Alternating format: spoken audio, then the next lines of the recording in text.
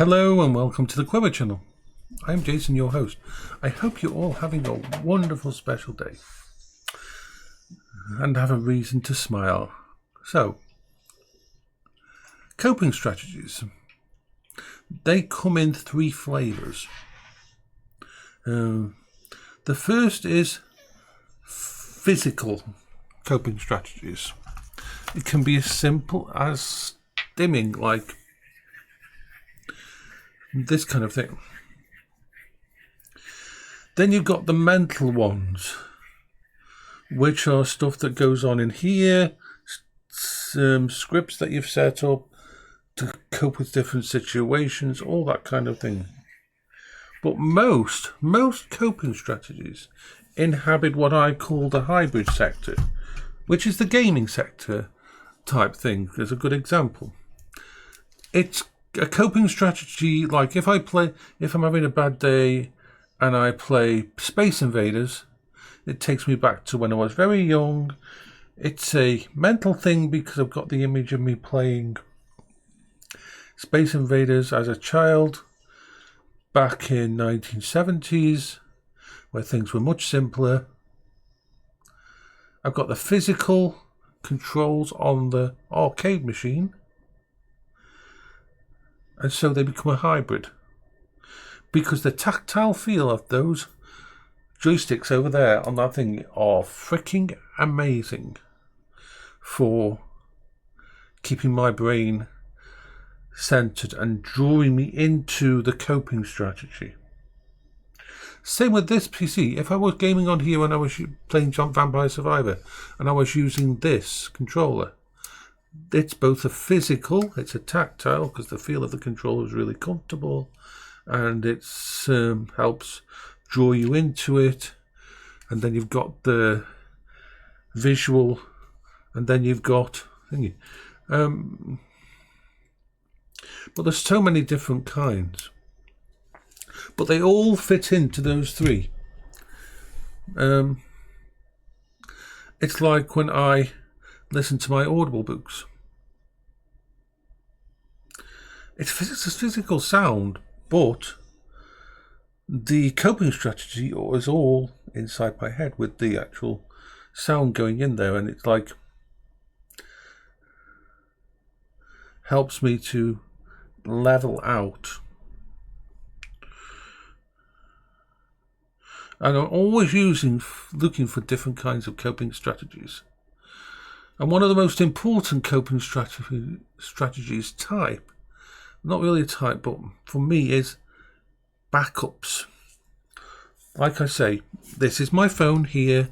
I have a phone. It's damaged, but it's not broken fully. It still works. It is getting worse. One day it will fail. But I can continue to use it without freaking out. Because over here, I have the replacement. I don't need to use the replacement yet. It can be kept turned off. It can be just started up once a month just to install software updates and that. So it is ready to take over all of the roles of this system if it comes to it. Slowly over time I've been moving stuff over there like the Steam Guard stuff and that, because that's always useful. I love being able to put Steam on my new computer without having to actually type in the username and password. I absolutely freaking love that.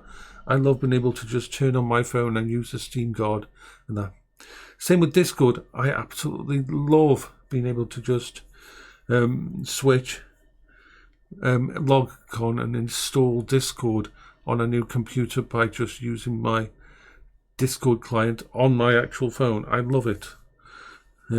Those kind of things are wonderful. So having this on its own would make me very twitchy. The damage to it, and this is a 4-year-old, actually no, this is 5-year-old phone now. This 5-year-old phone, without a backup for it, would make me twitchy. It would have a negative part. Because it's such a good coping strategy, having that little tiny bit of worry about when it fails would make it less than 100%. Having the thingy, which may seem like an exuberant thing, having a backup phone like that, would mean that it would be just thingy. The thing is, I also have a third option, which I don't like, but I've got a third layer of backup when it comes to the phone, because the phone right behind the computer there is an iPhone 11. Really nice camera. I had that specifically to use as a webcam, not as a phone. I don't like the iPhone ecosystem. I hate it. It's horrible to me. But worst case scenario, I've got this, I've got its backup, and I've got another one there. That makes my brain feel good. That makes my brain feel good. And all the time I am trying to get that level of balance and consistency through my entire safe spaces. Having the Quingo and having the Pride Revo as a backup takes away all this, what if this happens, what if this happens, what if this happens. So, yeah. And one of the hardest things to do that fully is computers. It costs a lot to do it with computers. I've got my main setup here, my big system, which I love. And usually I would say, okay, I've got my laptop downstairs, but at the moment my laptop is not a laptop. My laptop is an actual network attached storage, Plex media. It's been turned on and it's been sitting down there for like months now. It's took on the role. I can drag stuff over to the thingy and store stuff on there. It's all working well, but there's a little tiny bit of my mind, that says, how long is that laptop going to run before it dies? If you leave it running permanently and you don't give it a break, how long before it dies? How long before the screen gets burning? How long before? And these are the kind of issues that come to my brain at 2 o'clock in the morning and stop me going back to sleep. So this is why getting one of these Dell PowerEdge servers is so important, and actually it should get here sometime this week, because reliability. The thing about these kind of servers is they can last for 10, 20 years. No, we don't expect our commercial grade, consumer grade hardware to last that long. We'd love it if it did, but it doesn't. Things will fail. So having a system which in 15 years, unless I do something stupid with it, and as long as it's in good condition when I get it, I'll be able to turn it on and it'll just work, is a massive bonus to not only safe room stability, but peace of mind. The idea of having a huge computer system that it won't be as fast as this. I'm a no illusion, it won't be. It's going to have a 3060 Ti for now installed in it. In theory, yes, I could take the 3090 from here and plug it in there, no problem, and it would run with it and that, and I could use it like that. But I wouldn't do that because this system's working. But knowing that once I've set this other one up and I've installed all my games, yes, they're going to load slower. Yes, the performance is not going to be as good. But knowing that I've got an industrial class backup that is built to work basically no matter what, is going to be a great help. Even when I'm not using it, it will be the backup. of everything. And that is a wonder to me, to have that kind of, to have that kind of reliability. I would prefer to have slow and steady. And I've done the math, and I've done the tests, and I've done the research, and it will be able to game in 1080p. It will be able to game in 1080p in medium to high settings. It will be able to handle doing OBS if I want to do OBS on the damn thing, because it's got bloody 2 CPUs and 64 cores between, well, it's got actually 16 cores per CPU, that's 32. And it's also got the hyper-threading thing, so it's got another 32 on that, so it's got 64 freaking cores. I could run Discord, OBS, Steam, Windows. I could have as many applications as I want fucking running in the background, and VMs, virtual machines, running in the background, and it would just laugh at them. So that's why for someone with this kind of technology infinity, a server like that is an end game server. A server that will probably outlast me. That's fucking awesome. The only things that will need to be changed on it over time is the hard drives. I'm going to be doing a good check on them all, but those I'm going to set you up as a RAID 6, so we'll end up with about a 36 terabyte RAID 6 drive with 2 drive as the ones that can fail. It has dual redundancy, that's what you call it. So yeah, this is what I am looking forward to. There's going to be lots of short-term projects. Like once I've got it and I've got it set up, I'll set it up first downstairs in the kitchen on the table. It's just a good place for it to be, for me to mess with a monitor on top and a keyboard and that. I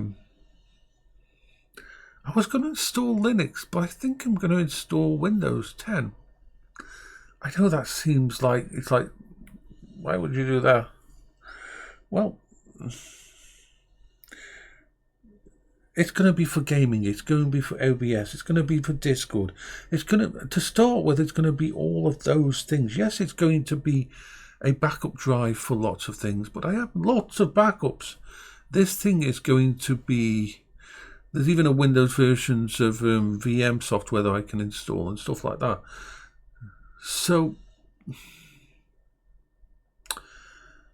I know Windows 10. I love Windows 10. I don't mind Windows 11. It can even do Windows 11 because it's got a TPM system in it, because it's a secure system, and because it's a thing, it's got all that security stuff built into it. So, first project is installing Windows 10, which actually will probably be an easy thing to do. Then find the drivers, install those, then improve and install all my software on there. Those are the early projects, the very early projects. Actually, the first project is get into the BIOS, learn my way around, get access to the RAID controller, turn all the disks into a single RAID, and let it create that, and then we install Windows on a 30. It's 48 terabytes worth of disks, but 2 of those disks, two will be the redundancy, so that drops it down to 40 terabytes. And it's never truly that. I mean, the amount they tell you on the disks and the amount you get is always going to be less, so you get about 10% less. So about 36.33 terabytes, which is enough. It's enough for a Steam library. And even though it's going to be on a mechanical drive, I will have I'm going to put a cache drive in there that I might use, or use it for something else, SSD in there, and hardware projects, I'm going to actually slowly upgrade it to SSDs, because you can replace all the ones at the front with SSDs.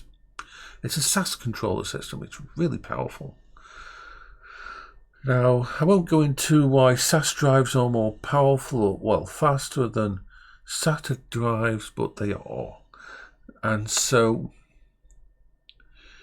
it'll be slower than an SSD because of the latency and stuff and other things that causes that when you're accessing small files. So it'll be slower than that, but it'll be faster than a SATA mechanical drive.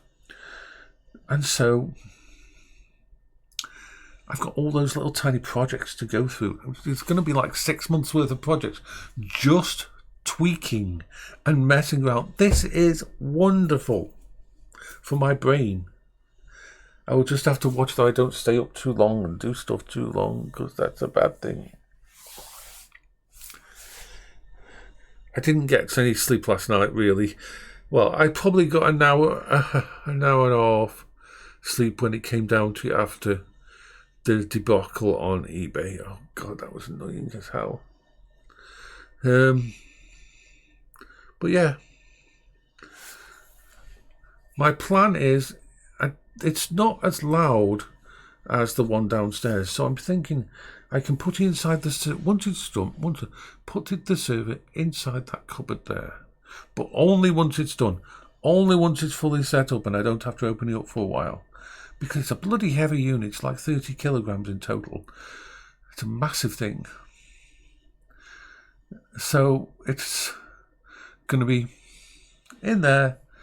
Its final resting place will be in the server cupboard, and it doesn't even need to be turned on all the time. It will be there, connected to a monitor via a USB cable system and a dock. So I've got extra USBs in there, and connected to the monitor just around the corner here with the keyboard and mouse via extension cables and a HDMI, and just let it go, yeah, do its thing. And it'll just sit there as an ultimate backup. And when I need it, and at that point in time, then we go into the long term. The long term will be replacing all the mechanical drives with SAS SSDs. And then, at that point in the time, transferring the 3090, setting up as AI. Then I want to add a few Quadro cards to it, and maybe even a Thunderbolt card to it. It has massive amount of PCI Gen 3 slots. It's got 3 different risers. One's half height cards and 2 full heights. It's got so much stuff in it. And so all of that can just work.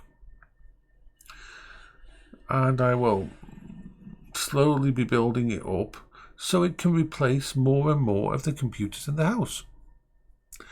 Set up a system like, for example, a cheap and nasty little Chromebook in the kitchen. If it gets really hot and I want to cool things down and I want to be in the kitchen, I could have a Chromebook and connect it through my network and just use it basically as a dumb terminal and run the stuff on the server. I could set up specific virtual machines for that kind of thing, so I could use cheap and nasty £99 Chromebooks as my actual terminals to access my computers. And this would be awesome. And at that point in time, the ThinkPad laptop downstairs can once again become just a laptop, not a NAS server. So I will say bye-bye now. I hope you're all having a wonderful day. I actually can tell. I love tech. Technology is my thing. It makes me happy. It's part of my primary coping strategy, and has always been that way since 1976, and it will always be that way. I am so... just makes me smile. That's all really I can say. It makes me smile. So I hope you're all having a good day, like I just said. I've always said that twice. I don't need to say it anymore. So, bye-bye for now.